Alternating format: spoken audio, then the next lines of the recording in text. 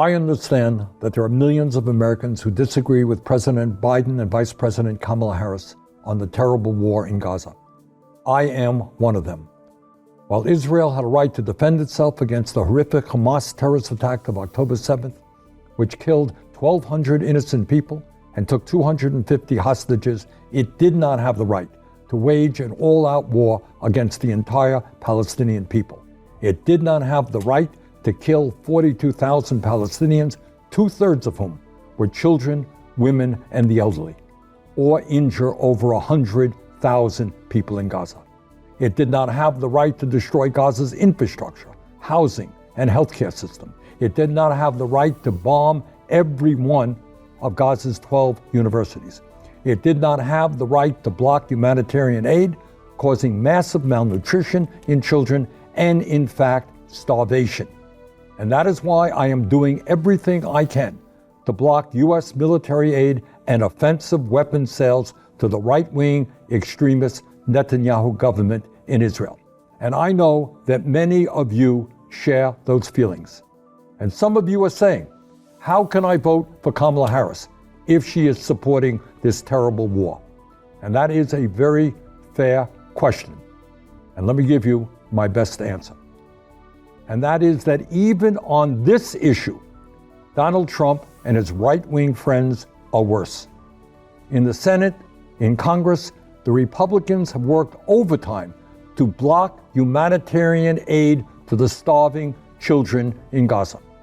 The president and vice president both support getting as much humanitarian aid into Gaza as soon as possible. Trump has said Netanyahu is doing a good job and has said Biden is holding him back. He has suggested that the Gaza Strip would make excellent beachfront property for development. And it is no wonder Netanyahu prefers to have Donald Trump in office. But even more importantly, and this I promise you, after Kamala wins, we will together do everything that we can to change U.S. policy toward Netanyahu. An immediate ceasefire, the return of all hostages, a surge of massive humanitarian aid, the stopping of settler attacks on the West Bank, and the rebuilding of Gaza for the Palestinian people. And let me be clear, we will have, in my view, a much better chance of changing U.S. policy with Kamala than with Trump, who is extremely close to Netanyahu and sees him as a like-minded, right-wing extremist ally. But let me also say this, and I deal with this every single day as a U.S. Senator. As important as Gaza is, and as strongly as many of us feel about this issue, it is not the only issue at stake in this election. If Trump wins, women in this country will suffer an enormous setback and lose the ability to control their own bodies. That is not acceptable. If Trump wins, to be honest with you, the struggle against climate change is over. While virtually every scientist who has studied the issue understands that climate change is real and an existential threat to our country and the world, Trump believes it is a hoax. And if the United States, the largest economy in the world, stops transforming our energy system away from fossil fuel, every other country, China, Europe, all over the world, they will do exactly the same thing.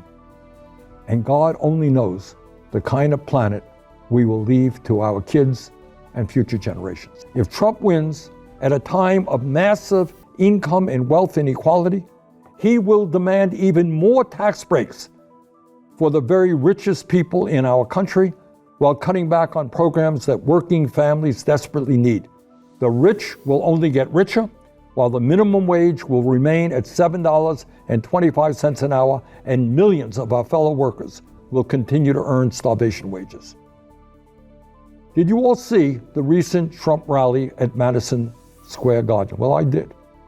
And what I can tell you is that as a nation, as all of you know, we have struggled for years against impossible odds to try to overcome all forms of bigotry, whether it is racism, whether it's sexism, whether it's homophobia, whether it's xenophobia, you name it.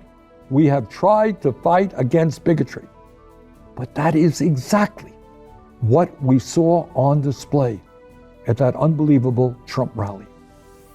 It was not a question of speakers getting up there disagreeing with Kamala Harris on the issues. That wasn't the issue at all. They were attacking her simply because she was a woman and a woman of color.